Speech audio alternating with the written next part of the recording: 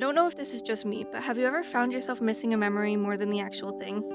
Not because you necessarily want to go back, not because your life isn't good now, but because there is just something about that time. The people, conversations, the late nights, the inside jokes, the excitement of not knowing what was coming next, even the experiences. And lately, I have been thinking a lot about that, especially with Scrimpy Craft Season 2 closing up and the beginning of Season 3 starting. It's weird because while I was living it, it just felt like another day, another recording session, another Discord call, another build, another project, another episode, and it just was life. But now that it's over, those in quotes just another days suddenly became the memories, and somehow that changes everything, and it's kind of funny how that works. While we're living through something, we rarely stop and think, one day I'm going to miss this, because we're just too busy living it. Sometimes months later, years later, or even going back to a week later, we look back and realize, whoa, that was actually a really special chapter in my life. And I think that that's what memories really are. They're little reminders that we actually lived, that we experienced something, that we love something so much enough to miss it. And I think that is really, truly amazing. Because if you never missed anything, it would probably mean that you never cared as much in the first place. Missing something isn't always a bad thing. Sometimes it's just proof that something mattered, proof that someone mattered, or proof that a season of your life left its fingerprints on who you became. And I've caught myself doing this with so many different parts of my life lately, not because I wish I could go back permanently, but because I just miss the feeling of who I was and who everyone else was, how simple certain things felt, the excitement of not knowing what was just around the corner. But then I start thinking, maybe we weren't actually missing the past. Maybe we're missing how present we were while we were living it. Because back then, we weren't sitting around wishing we could go back even further. We were just there, living it and experiencing it, creating the memories that we didn't even know were becoming memories. And that's something I really don't want to lose sight of. Because chances are, years from now, we're going to miss today too. We're going to miss this version of the life that we're in currently. The people that we talk to, all of those projects we're working on, the things that we're worried about that probably won't even matter anymore, and the little moments that feel completely ordinary right now. One day, those are going to become memories too. All of these things are going to become memories too.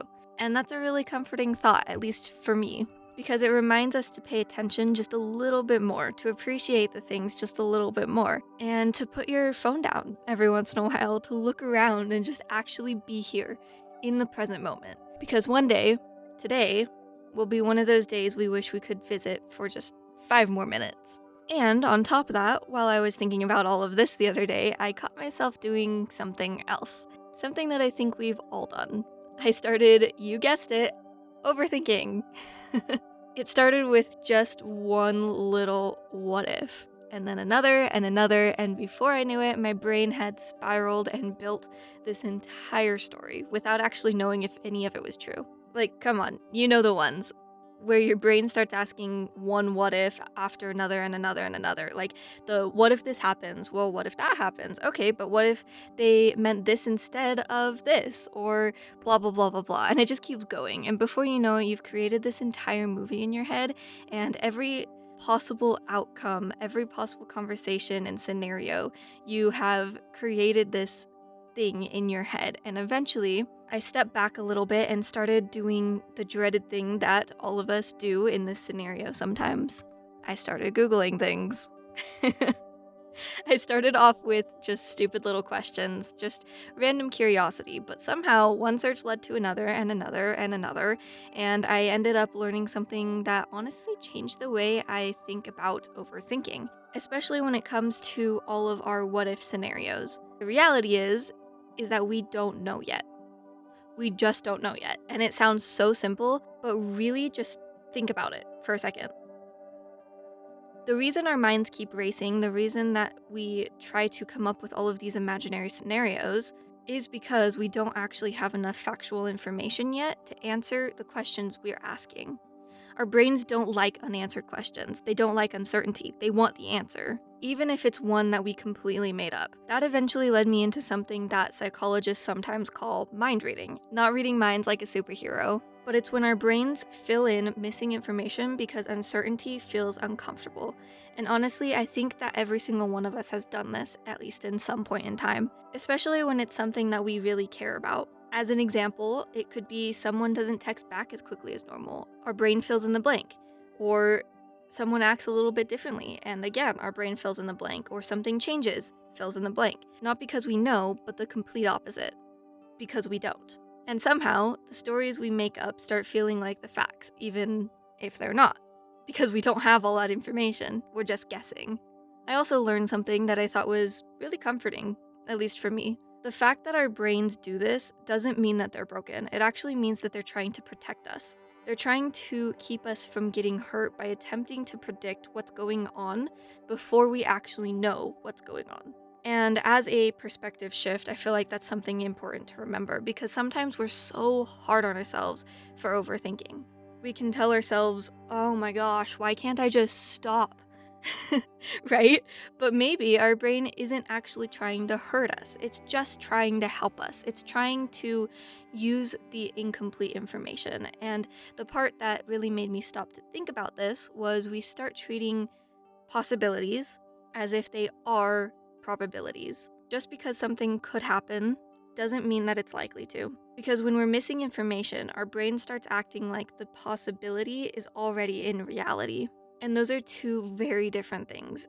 And in turn, they got me thinking about intuition and gut feeling. Because people love saying, oh, you're just overthinking. And sure, sometimes they are absolutely correct. However, that also means sometimes they're wrong. Because I learned that there are times when our gut notices that real change before we're able to actually explain why. Sometimes something genuine does feel different. The goal isn't to assume your intuition is always right. The goal isn't to assume that it's also always wrong.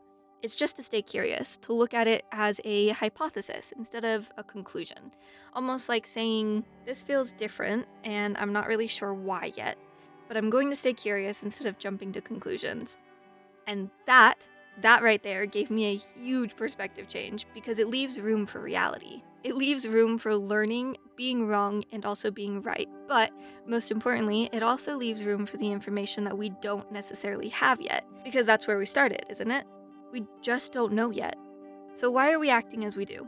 Life is complicated, and yes, that's just how it is. Each of us has to find our own way through our own challenges, our own unique way, because that's who we are. We're all creators, and I don't just mean creating art or videos or music, but I mean that we are constantly creating. We are creating conversations and relationships, opportunities, we're creating perspectives, creating meaning out of the experiences that we have. And this could go as deep as emotions and feelings and solutions. They're only scratching the surface of all the things that we're capable of creating. And maybe that's part of why I wanted to create this video. Not because I have all the answers, and honestly, I don't. I'm just trying to figure this stuff out too, just like you guys. But maybe that's the point. Maybe life is never about having all the answers before you move forward. And yes, I know I've talked about this, but maybe it's about learning to just be okay with saying, I don't know yet, and trusting that when the time comes, you'll know exactly what you need to do. But until then, we just have to stay curious, pay attention, go make memories that you'll miss someday, and don't let a story in your mind that you've created keep you from experiencing the stories that actually are unfolding right in front of you. With all of that said, if you have made it to the end of this video, please click on this one as you will love it, maybe even more than this one, and I'll see you all there. Bye everyone!